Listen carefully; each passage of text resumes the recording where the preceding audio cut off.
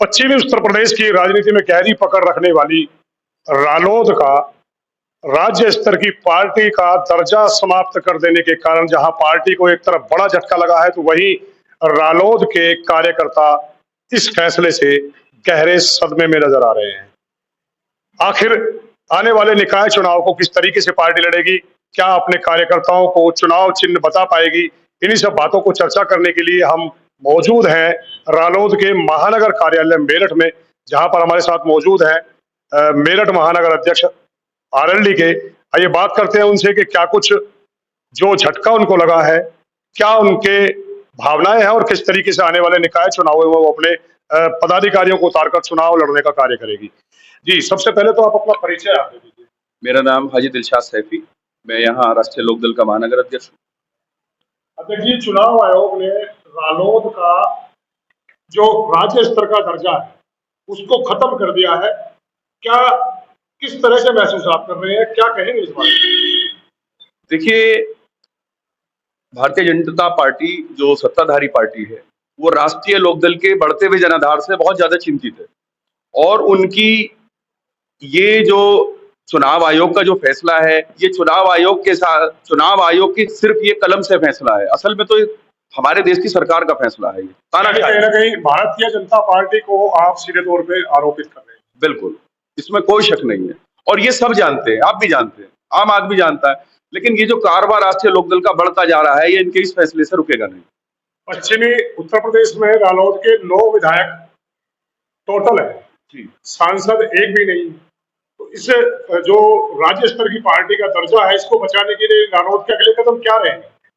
देखिए, राष्ट्रीय लोकदल का जो शीर्ष नेतृत्व है वो जो फैसला करेगा, हमारे लिए जो आदेश होगा, चूंकि अभी ये कल ही हुआ है, तो अभी इस पे हमारे लिए कोई दिशा निर्देश ऊपर से अभी नहीं हुए हैं। अभी हमें निकाय चुनाव में काम करना है, और अभी हमारे देश में न्यायपालिका जीवित है। आपने कहा कि आपको अभी निकाय चुनाव में काम करना है, लेकिन राज्य पार्टी का दर्जा खत्म हो जाने के बाद में कहीं ना कहीं रालोद का जो चुनाव चिन्ह हैंडपंप है वो भी खत्म हो जाता है।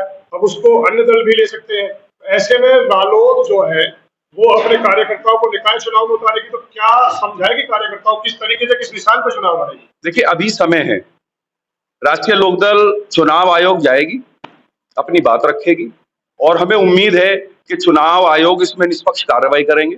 जिस वक्त में हमारा एक भी विधायक नहीं था, एक विधायक थे, वो भी बाद में बीजेपी में चले गए थे, उस वक्त में अगर हटाते तो शायद लगता कि भाई ये चुनाव आयोग का अपना निर्णय है और कहीं ना कहीं सही है। जिस वक्त में हमारे 9 विधायक हैं, एक राज्यसभा एमपी हैं, एक हमारे राजस्थान में भी विधायक है, पार्टी मजबूत हो रही है। इस वक्त में, ऐसे वक्त में ये, और खास चुनाव से, निकाय चुनाव से पहले हटा देना, कहीं ना कहीं सत्ताधारी पार्टी की 2024 की जो उनको बौखलाहट है, जो उनको लग रहा है डर के भाई हम 2024 में, क्योंकि उनको जाना ही जाना है, ये उसी के डर के उनका उठाया हुआ कदम है, और जनता सब जानती है, ऐसा नहीं है। अच्छा, रालोद के अलावा इन्होंने आम आदमी पार्टी को राष्ट्रीय स्तर का दर्जा दिया, इसके अलावा रागपा, भाकपा और तृणमूल कांग्रेस को भी राज्य स्तर पर लेकर के आए हैं, एक अकेले रालोद को तो इन्होंने नहीं हटाया। देखिए, आम आदमी पार्टी बधाई के पात्र है, हम उनको शुभकामनाएं देते हैं कि वो राष्ट्रीय पार्टी बनी है। अदर स्टेट की ममता बनर्जी की भी पार्टी इन्होंने जो राष्ट्रीय थी वो सिर्फ क्षेत्रीय पार्टी रहेगी, प्रदेश स्तर की। जो जिस हिसाब से इन्होंने फैसले लिए हैं वो एन वक्त, यही आप 6 महीने पहले लेते या चुनाव के बाद लेते, मेन चुनाव से पहले कहीं ना कहीं ये संदेश देना चाहते हैं। ये उसको देख के हम मानते हैं कि ये क्या संदेश देना चाहते हैं?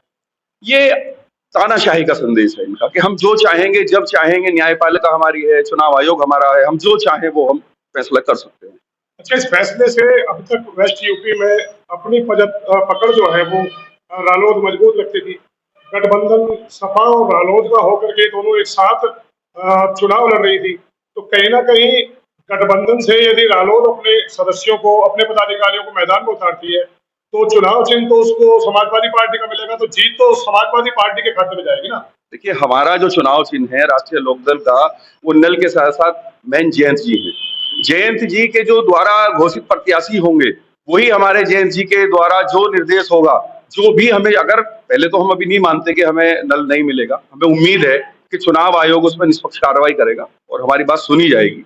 नहीं तो न्यायपालिका भी है, न्यायपालिका से भी हमें पूरी उम्मीद है।